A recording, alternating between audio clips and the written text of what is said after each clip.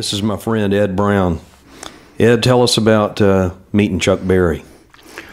Well, it was the high point of our young lives back in 1958.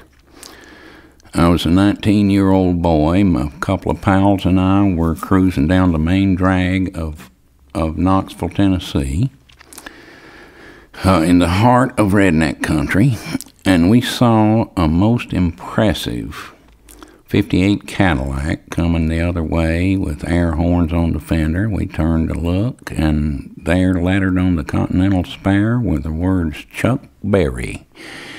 And we made a screeching U-turn, chased him down, and said, "Hey, Chuck, can we have your autograph?"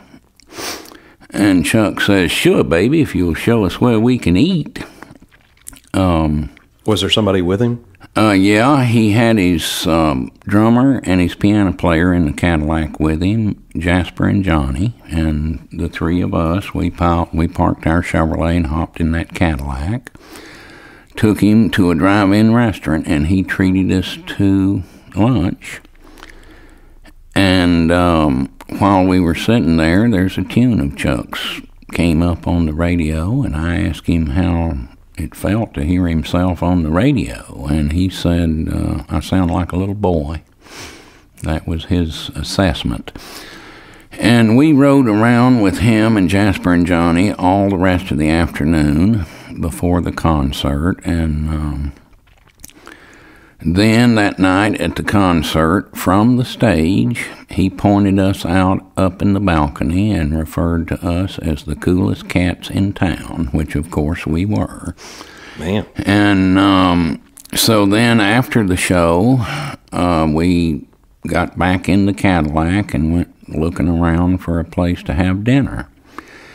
And there wasn't a single restaurant in the entire city that would allow colored in the dining room. So we ended up sitting at the curb in front of a Crystal hamburger joint in the car, and a mob soon gathered when they saw the car sitting there. It was a very impressive Cadillac.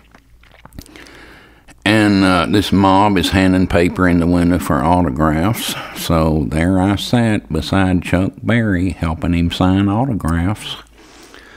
And you just can't get much cooler than that. It caused a lot of grumbling in our peer group. I guess. Have you ever seen him again?